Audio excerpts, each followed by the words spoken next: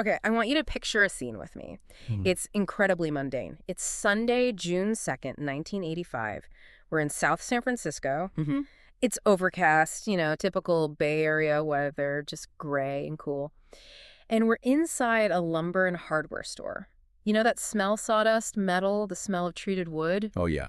It's the backdrop of American domesticity. Yeah. A place where, your biggest problem is usually figuring out what size screw you need. Exactly. It is the definition of a low-stakes environment. People are pushing carts, buying plywood, maybe planning a deck renovation. It's just normal. Totally normal. And in the middle of this completely ordinary scene, a man walks in. He doesn't look like much. He wanders the aisles. He picks up a vise. Just a standard workbench vise, right? Heavy piece of metal. Yeah, a gripping tool. And then he just walks out, bypasses the registers, doesn't pay. And that is the absolute definition of a petty crime. Yeah. Shoplifting a $75 item. It happens thousands of times a day. Yeah. Right. Usually it's a slap on the wrist. You get banned from the store. But this time it's different. The employees stop him. The police arrive. And suddenly, this guy, he starts to panic. He tries to pay for it, right? Yeah, he's pulling out cash, trying to just make it all go away, turn back the clock 5 minutes. But it's too late. The officers are there.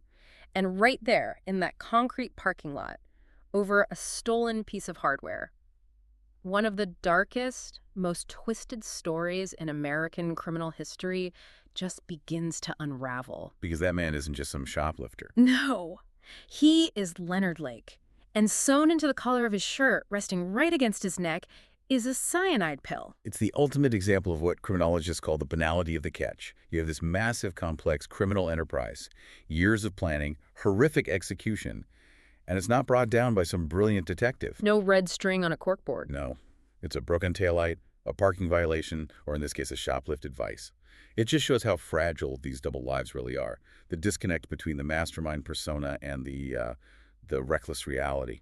And that is exactly what we are unpacking today. We are doing a deep dive into the Miranda murders, the horrific, sprawling crimes of Leonard Lake and his partner, Charles Ng. And it's a lot. We're talking survivalist bunkers, a chilling obsession with a 1960s novel, stolen identities, and a literal dungeon hidden in the quiet California foothills. Yeah, and we have a tremendous amount of material to get through. We're pulling from comprehensive records on Lake, legal transcripts, recovered journals that are just a window into a deteriorating mind. And we even have some very recent updates. Forensic identifications of victims that came through as recently as 2025. That's a key point. The story feels like history, but it's not over. The science is still catching up to the crime, 40 years later. So our mission today is to try and understand the why. How does a smart kid from San Francisco turn into a man who builds a torture bunker? And how does a sort of generic survivalist obsession morph into this specific deadly collecting fantasy? That word collecting, that's the whole thing, isn't it? That's the pivot point. It wasn't just about killing, it was about possession. It's a disturbing psychology, but we have to look at it to understand how they operated for so long. It's about viewing the world and the people in it as inventory. It just feels impossible. You hear the scale of what they did, kidnapping entire families, the number of victims, and you think, how did nobody notice? But then you see how he got caught stealing a vice, and it's almost laughable if it wasn't so tragic. And that's the paradox of Leonard Lake. Yeah. On one hand, you've got this meticulous, paranoid survivalist planning for the end of the world, building structures to outlast a nuclear winter. Right. And on the other, you have a man reckless enough to draw police attention over a minor theft. It suggests just a massive compartmentalization in his brain. He could function in society, present a face to the world, all while building a literal hell on earth in his backyard. So let's rewind. Let's go back to the blueprint. Before the bunker, before Charles Ng, before this whole Miranda plan, who was Leonard Lake? Okay, so Leonard Lake was born in 1945 right here in San Francisco. And if you look at his file, on paper, his early life has those classic markers of instability, but also flashes of really high intelligence. His parents divorced when he was young. Yeah, 6 years old, which was less common back then. He was raised mostly by his grandmother. And from what I've read in the source material, the grandmother's influence was, let's just call it complicated. It wasn't exactly a nurturing environment. To say the least, it appears she actually encouraged some of his early voyeuristic tendencies. There were reports that he had an obsession with nudity, with photographing his sisters, and instead of this being a moment for, correction or therapy, He was just bribed off. or even enabled by her. But there's one specific detail from his childhood that just stands out to me. It's a forensic warning sign that is flashing neon red. I think I know what you're going to say. It's the mice. The mice. Exactly. A lot of kids who grow up to be violent have a history of harming animals. It's part of the McDonald triad. But Lake didn't just, kill mice with physical force. He dissolved them in chemicals. That is incredibly specific. And honestly, it's terrifyingly clinical. Clinical is the perfect word. Most children, even those with violent tendencies, act out of rage or maybe curiosity about physical reaction, hitting, throwing something. Yeah. But dissolving a mouse in chemicals, that implies a desire to make the object disappear completely. It's erasure. It's not just about death, it's about erasure. It foreshadows the exact method he would use decades later to dispose of human remains. It shows this. Yeah. Detachment from the suffering of a living thing. He's viewing it purely as organic matter to be processed. He was refining a process, not just acting out. So he's a smart kid, obviously deeply troubled, obsessed with photography and chemicals. Then, like a lot of young men in the mid-60s, he joins the military. Right. He enlisted in the Marines in 1964, served 2 tours in Vietnam, and his role is interesting. He was a radar electronics technician. So not frontline infantry. Not necessarily, no. But he was in the thick of the war zone, dealing with high-tech equipment. He was looking at blips on a screen. Which feeds back into that detachment, doesn't it? Dealing with abstract threats rather than faces. Exactly. And the military structure seemed to hold him together, for a while at least. The Marines provide a very rigid external skeleton for your life. You're told when to wake up, what to wear, what to do. For someone with a chaotic internal world, that structure can be a lifesaver. Until it breaks. And for Lake, it broke. Hard. He had a breakdown. He was diagnosed with schizoid personality disorder. Now, I want to pause here because this gets misunderstood a lot. For you listening, it's important not to confuse this with schizophrenia. Right. Schizophrenia involves hallucinations, hearing voices, losing touch with reality in a sensory way. Correct. Schizoid personality disorder is different. It's characterized by a profound lack of interest in social relationships, a tendency towards a solitary lifestyle, secretiveness, emotional coldness. People with this disorder often live deep inside their own heads. They build their own worlds. Exactly. They build elaborate fantasy worlds because the real world and real people hold no interest or warmth for them, which sounds exactly like the profile of a guy who would later want to go live in a bunker and create his own reality. Precisely. It fits the trajectory perfectly. So he has what's called a delusional breakdown in Da Nang and gets a medical discharge in 1971. So now you have a man returning from Vietnam, already predisposed to this detachment, now stripped of that military structure, and he's entering civilian life in the chaotic early 70s. And where does a guy like that go in the early 70s Bay Area? He drifts into the hippie scene, which that feels like a contradiction. It does seem odd, right? The rigid Marine entering the free love, flower power movement. But Lake was a chameleon. He briefly attended San Jose State but dropped out. He moved to a commune. But even there, his darkness leaked out. He wasn't there for the peace and love. No, he was there for the indulgence. His first marriage collapsed because his wife found out he was making, let's call them extreme amateur movies. Bondage, sadomasochism. So it wasn't about free love, it was about control. Always. And this is where we see the transition into his survivalist phase. He moves to Greenfield Ranch, which is this massive back-to-the-land settlement near Ukiah. He lived there for 8 years. This is where he marries his second wife, Clarilyn Cricket Balas. And she seemed to tolerate or even participate in his fantasies. But the real turning point here seems to be his paranoia. He wasn't just living off the grid, he was preparing for nuclear war. The bunker mentality completely took over. You have to remember the era, early 80s, the Cold War is freezing over again. Lake became convinced a nuclear holocaust was imminent. He actually started building a massive bunker on the commune property. But the owner stopped him. Yeah, the property owner eventually shut it down, but the architecture of his mind was already set. He wanted a place where he could survive, but more importantly, a place where he was the absolute ruler. And this brings us to the book. We cannot tell this story without talking about The Collector. Yes. John Fowles' 1963 novel, The Collector. I cannot overstate how important this book is to understanding Leonard Lake. In the novel, a lonely, socially awkward man wins the lottery. He buys a remote house. And he builds a specially designed cellar to hold a woman he's obsessed with captive. He treats her like a butterfly in a collection. Exactly. He feeds her, clothes her, but keeps her trapped. Huh. And Lake didn't just read this book. He internalized it. He wanted to live it. It became his script. It became his literal script for reality. He wanted to be the main character, Frederick Clegg. He called his plan Operation Miranda. named after the victim in the book, Miranda Gray. He wasn't just fantasizing about violence in a general sense. He was fantasizing about the specific scenario of holding women captive in a prepared space. He wanted to make the fiction real. He wanted to be the collector. It's just terrifying to think that a piece of fiction could provide the structural framework for real-world horror. So, okay, he has the fantasy, he has the survivalist skills, but he's still just one guy until 1980. Enter Charles Nang. And this is the partnership that turns a dangerous man into a lethal one. How do they even meet? Most sources point to a survivalist magazine ad around 1980 or 1981. Lake was managing a motel at the time, the Fellow Motel. Eng was a fugitive. A fugitive from what? He was a former Marine from Hong Kong who had escaped military prison.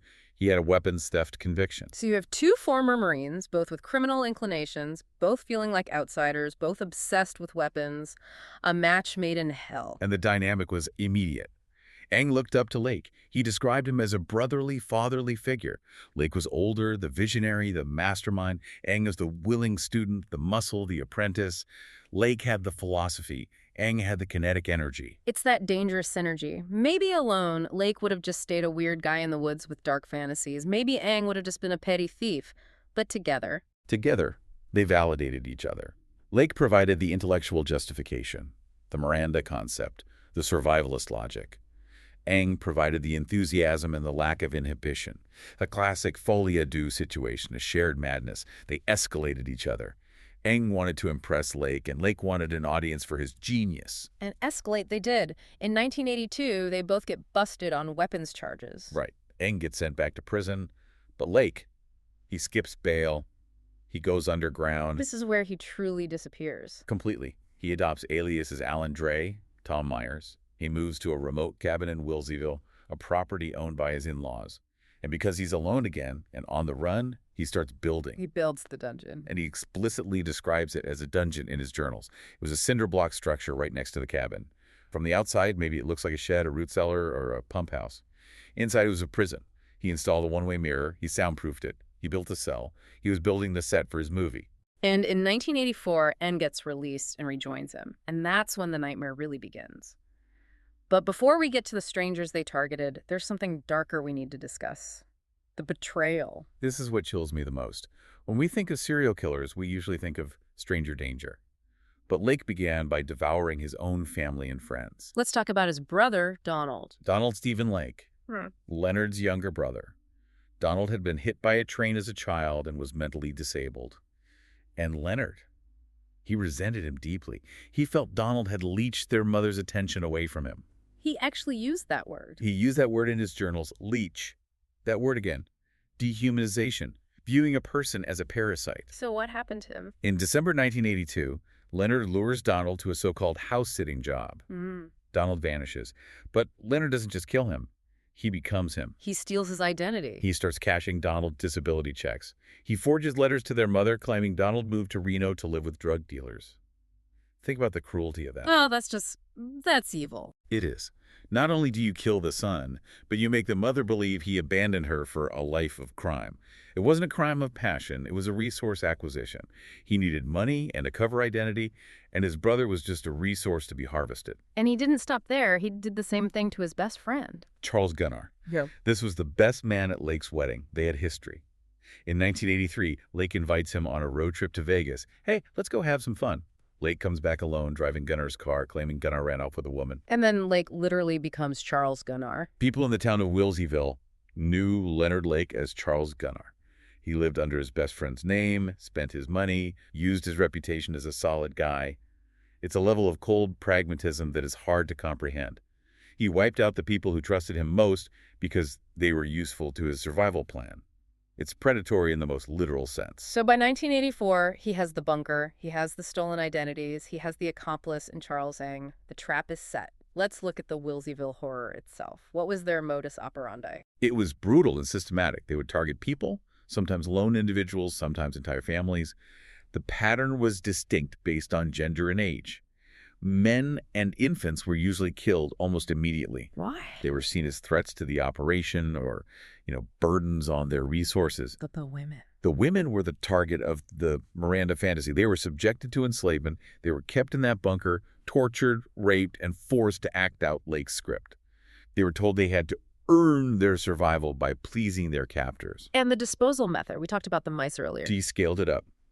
They built a large incinerator on the property.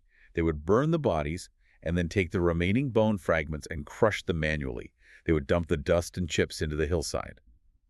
When police finally excavated the site, they found over 40 pounds of bone fragments. 40 pounds. Just piles of dust. Let's put names to these victims. And this is where the timeline gets interesting, because even though we are looking back from 2026, some of these names were mysteries until very, very recently. Right. Let's start with the Dubs family in 1984. Harvey, Deborah, and their 1-year-old son, Sean. A whole family, an infant. Gone in an instant. They were trying to sell some video equipment. 2 men rang their doorbell. Deborah was on the phone with a friend and said, "I have to go. 2 men are here." That was the last time anyone heard from them. Lake and Eng wiped out the entire family just to steal their video cameras and recorders. And the irony is just sickening. It is. They used that stolen equipment, the equipment they murdered a family for, to film their torture sessions with future victims. It connects the crimes in this gruesome technological loop. Then there's the Bond and Stapley group in 1985. This was bold. Very bold. Yeah. Lonnie Bond, his girlfriend Brenda O'Connor, their baby Lonnie Jr., and their friend Robin Stapley. They were actually living on the same property, near Lake. They were neighbors. They were right there. Right there. They likely saw too much, or maybe Lake just got tired of them being around. They all vanished. And this is where the recent updates really matter. For decades, we knew they were likely victims, but forensic confirmation was difficult because of, the bone crushing. Right. But in 2025, just last year in our timeline, advanced DNA analysis finally positively identified Brenda O'Connor's remains among those fragments. 40 years. It took 40 years to give her family that final scientific confirmation. And another one, Reginald Fisby, Reggie. He disappeared in 1984. His remains were actually found back in 1985. He was the only fairly complete skeleton found, but he wasn't identified. He was known as Calaveras John Doe for 40 years. Wow. And then in January 2025, genetic genealogy gave him his name back. It's amazing what the science can do now. Genetic genealogy is such a game changer. Basically, they take the DNA, find distant cousins in public databases, and build the family tree backwards, right? Exactly. It's reverse engineering an identity. It's what caught the Golden State Killer, and now it's closing the book on the Miranda murders victims. It reminds us that these bone fragments were people. Reggie was 29. He had a life. He had people who missed him. It's good to remember them as people, not just statistics. But back in 1985, Lake and Eng were operating with total impunity. They were killing people over cars, over video equipment, or just because they were there. Like Paul Cosner. He was selling a car, a 1980 Honda Prelude. He went to show it to a weird buyer in San Francisco. He told his girlfriend where he was going. He was never seen again. And that car is the linchpin. This brings us right back to the beginning, the Vice incident. June 2nd, 1985, it all comes crashing down. Charles Eng enters that lumber store in South San Francisco. He steals the Vice, he runs out, throws it in the trunk of a car, and flees. And Leonard Lake is just left holding the bag. Lake tries to play it cool. He offers to pay for the Vice, but the police arrive. They ask for ID. He hands them a driver's license with the name Robin Scott Stapley. The man he had murdered, his neighbor. Exactly. But the police officer looks at the photo, looks at Lake, and realizes, this isn't you. The discrepancy is obvious. Stapley was younger, Lake was 39. So they check the car. It's a 1980 Honda Prelude. Paul Cosner's car. The VIN belongs to Paul Cosner. The license plate screwed onto it belongs to Lonnie Bond. It's a Frankenstein car. A Frankenstein car driven by a man with a stolen identity, with a stolen Vice in the trunk, and inside the trunk, they find a gun with a silencer. And the silencer changes everything. That's not a shoplifting tool. That's a hitman's tool. Exactly. That elevates it immediately from petty theft to major felony. They arrest him, they bring him to the station, and this is where Lake makes his final move. They put him in an interrogation room, they give him a glass of water and some paper to write his statement. And he doesn't wait for a lawyer. No. He writes a note. It basically says, I love my wife. I love my life. I am not going to jail. Right. He swallowed the cyanide pill he had sewn into his clothes. He starts convulsing. He denied them the satisfaction. It was the ultimate control freak move. He realized the game was up. He knew what was in that bunker. He knew he would never see freedom again.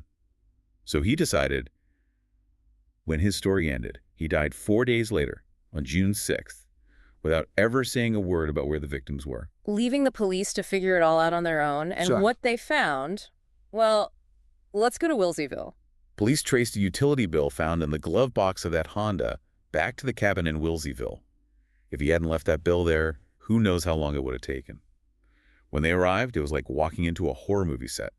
They found the trucks belonging to the victims parked there, hidden under tarps. They found the cinder-block dungeon. And they found a map. A hand-drawn treasure map. It literally led them to buried 5-gallon buckets. And inside those buckets wasn't gold. It was the trophies. Bucket 1, IDs, credit cards, personal effects of up to 25 people. Bucket 2, the journals and the videotapes. We have to talk about the tapes. The M Ladies tapes, I've read transcripts of these, and they are difficult to even describe. They are pure sadism. These tapes were crucial, though, because remember, Lake is dead. Eng is on the run. These tapes proved Eng wasn't just a bystander. What was on them? There is footage of Neng cutting the clothes off Brenda O'Connor. He tells her, and I'm quoting this because it's important to see his nature, "You can cry. It won't do any good. We are pretty cold-hearted." He implicated himself perfectly. There's footage of Lake lecturing Kathleen Allen, telling her exactly what the plan is: rape, torture, death, if she doesn't comply. They were documenting their own crimes as if they were making a home movie. They were performing for the camera and for each other. It just destroys any defense Aang could ever have. But speaking of Aang, where was he while Lake was swallowing cyanide? He was running. He made it all the way to Canada. And how did he get caught? Let me guess. You guessed it. Shoplifting. You have got to be kidding me. Again. July 6th, 1985. Calgary, Alberta. He's caught stealing grocery salmon, I believe. A security guard confronts him. Aang pulls a gun and shoots the guard in the hand. But the guard and others tackle him. So, twice. 2 times. This duo is brought down not by their horrific murders, but by petty theft. It speaks to their arrogance. They thought they were above the rules of society, big and small. They thought the laws of physics and the laws of man just didn't apply to them. But catching Aang was just the beginning of the legal nightmare. Oh, it was a saga. He fought extradition for 6 years. Canada generally doesn't extradite to countries with the death penalty. It was this massive diplomatic and legal tussle. He wasn't sent back to California until 1991. And even then, the trial didn't happen immediately. Delay after delay after delay. He went through lawyers like tissues. He tried to represent himself. He filed endless motions about his eyewear, his food, the temperature of the room. The trial didn't actually start until 1999, 14 years after the crimes. 14 years. And his defense? It was all Leonard. He claimed he was just a subservient student, terrified of Lake, forced to participate. He tried to paint himself as just another one of Lake's victims. The tapes. The tapes killed that argument. You can't watch a man gleefully taunting a victim, smiling, participating in the torture, and believe he is a reluctant participant. The jury didn't buy it either. He was convicted of 11 counts of murder. There was a weird moment in the trial involving Lake's ex-wife, Clarilyn Balaz, right? Very strange. Yeah. She had immunity. She cooperated. She was expected to be a key witness about the property, about what she knew. But Aang's lawyer just dismissed her. Didn't ask a single question. Why would he do that? It remains one of the bizarre mysteries of the trial. What did she know that they didn't want to risk bringing up? We'll never really know. It was a huge gamble that apparently paid off for the defense in that small way. So Aang gets the death penalty. He does. The judge was clear. Aang was not under duress. He was a willing participant. And where is he now? As of our deep dive today, Charles Aang is still on death row at the California Medical Facility. But, as many of you listening probably know, California has had a moratorium on executions since 2019. So he just sits there, decades later. It's a frustrating end. Lake took the easy way out with a pill.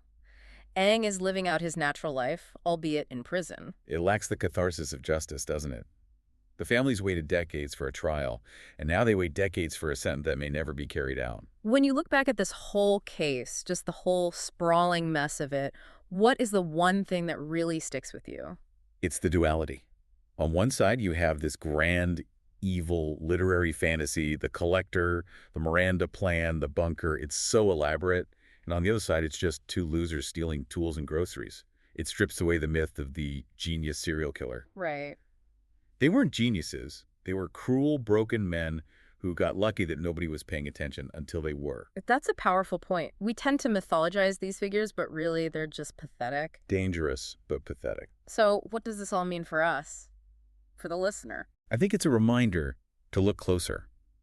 The weird neighbor building a blockhouse in the yard. The sudden disappearance of a coworker that doesn't quite add up. These things happen in plain sight. People knew Lake was using Gunnar's name. People saw the bunker. But the dots weren't connected until the vice. It forces you to question how much we really know about the people around us. And it highlights the persistence of truth.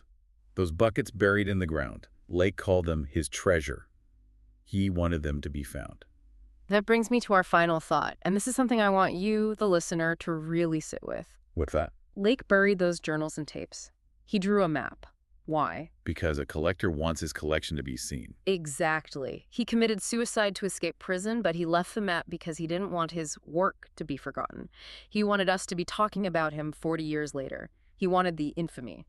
In a way, by doing this deep dive, are we giving him exactly what he wanted, or are we stripping the power away by exposing how small and pathetic he really was? That is a very uncomfortable question. He curated his own legacy from the grave. He couldn't control his life, so he controlled the narrative of his death. Something to think about. He didn't plan on getting caught shoplifting, but he definitely planned on being remembered. It's a chilling legacy. That's it for this deep dive into the Miranda murders. It's a heavy one, but an important piece of history to understand. Absolutely. Knowledge is the only defense we have against this kind of darkness. Stay curious, stay safe, and we'll catch you on the next deep dive.